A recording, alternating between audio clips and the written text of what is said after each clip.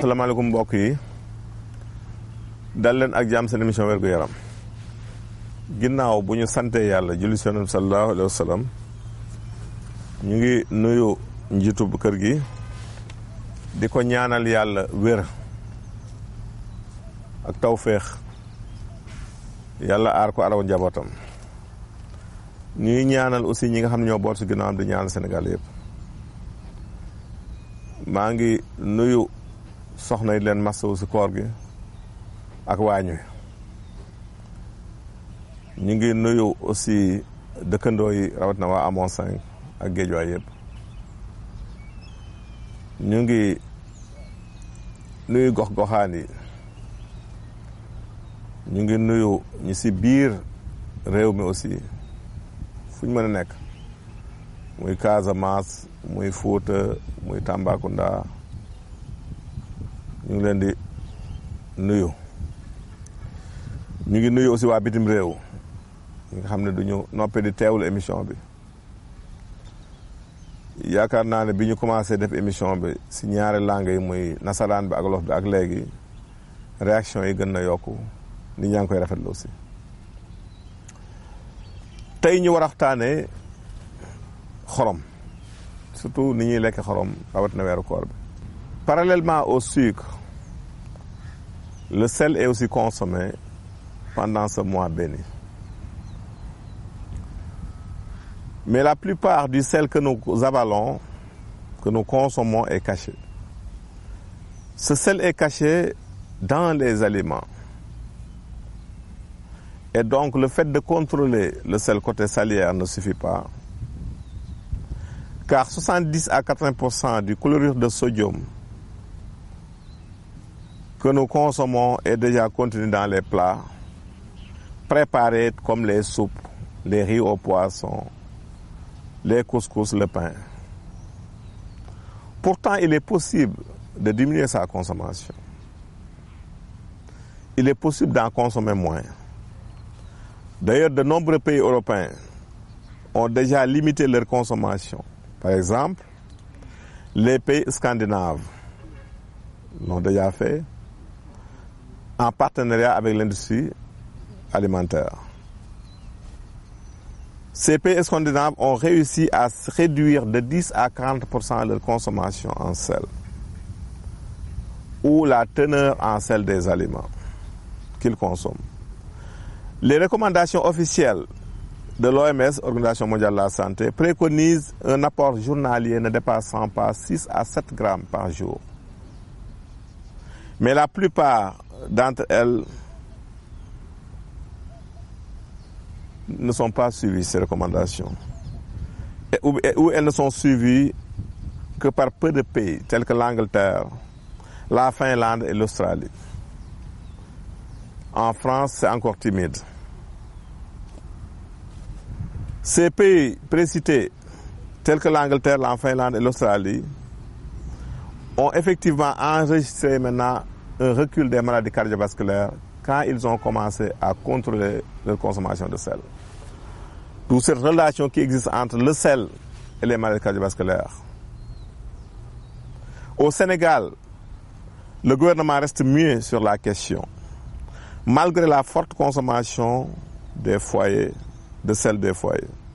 Ce qui fait que les maladies cardiovasculaires gagnent du terrain. Il est temps que les populations soient informées des dangers qu'elles encourent. Le sel est ainsi mis en cause dans l'aggravation de beaucoup de maladies telles que le diabète. Car vous savez que le sel augmente la résistance à l'insuline. Donc, il a une relation directe avec le diabète de type 2. L'hypertension, car le sel augmente le volume sanguin et par voie de conséquence, l'hypertension. Le sel attire l'eau dans le sang, donc augmente le volume sanguin et par voie de conséquence, augmente la tension artérielle. L'asthme. Les asthmatiques sont nuisibles à l'excès de sel. C'est pourquoi on les décommande des produits de mer tels que les crevettes. Ça ne fait qu'augmenter les crises de l'asthme. Le cancer de l'estomac, d'ailleurs, c'est le sel qui prépare le nid de ce cancer. C'est pourquoi il est décommandé de conserver des aliments avec du sel, c'est dangereux. Les maladies inflammatoires, les calculs rénaux et la cataracte, j'en passe. mbokk yi tey dañu ñëw di waxtaan ak yéen ci xorom yaakaar naa ni xorom ni nit ñi yokk ni ko nit ñi yokkee seen consommation sucre ci koor gi noonu la ñu yokkee seen consommation xorom ndax dafa bari lekk yu ñuy lekk dafa am xorom kon boo bëggee contrôler xorom si ni nit ki wàññil xorom si rek loolu du doy fokk mu wàññi lekk yi nga xam ne dafa am xorom li ñuy jël ci ay lekk yu am xorom dafa bari mburu maa ngi nii ceeb bi supp yi ñuy def cere ji lépp dañuy xorom bam saf boo gis moo tax gis ni maladie cardiovasculaire yi feebaru xol yeeg yu tension yooyu dafa yokk fi mu nekk di Sénégal kon loolu doy waar la tension ni ko nit ñi amee fi mu ne yéeme na te nag xorom soosu du si maladie cardiovasculaire rek lañ koy indexé lu mel ni diabète parce que sooy jël xorom lu bëri dafay créer li ñuy wax une résistance à l'insuline day tax insuline bi sa yaram dootu ko mën a utiliser te loolu dafay pousser au diabète de type 2 tension xorom daf koy yokk ndax boo dee jël xorom dafay xëcc ndox mi si deret yi donc dafay yokk volume sanguin bi sa volume deret su ko defee tension dafay yokk asthme boo ko amee di jël xorom su dafay yokk asthme dafay yokk crise asthme moo tax ñu leen di décommander yenn produits yi jógee si géej ñi am asthme lu mel ni crevette boo ko lekkee dafay daal di mën na déclencher mu crise asthme rawat na nga lekk ko tëdd lu mel ni yenn maladie inflammatoire yu mel ni cancer u estomac dañ ni xorom dafay préparer le nœud du cancer kon moo tax ñuy traiter nit ñi ñuy jël ay lekk di ko dencee xorom baaxul kon loolu lu mat a bàyyi xel la risques yi bari na lu mel ni calcul rénaux xorom daf koy yokk lu mel ni cataracte xorom daf koy yokk te gis ngeen cataracte ni mu bari si mag ñi léegi kon ñi am cataracte war nañ bàyyi wàññi xorom bu bëree bëri su ñëwee si question yi la première question j'ai une mauvaise haleine malgré l'utilisation de bonnes pâtes j'ai toujours une mauvaise haleine je pense que j'en ai fait une émission tout dernièrement et j'avais recommandé d'utiliser la moutarde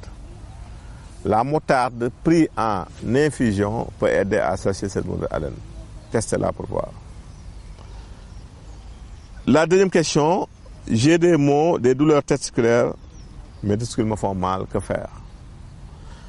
Je te recommande d'abord d'aller faire une échographie testiculaire pour voir s'il s'agit d'une simple infection ou bien d'une varicocèle. Les deux peuvent entraîner cela. Après, vous me revenez. Question bu njëkk bi kii daf ni dafay am gémmiñ guy sëlëf guy am xet rawatina si weeru koor bi muy laaj luy solution.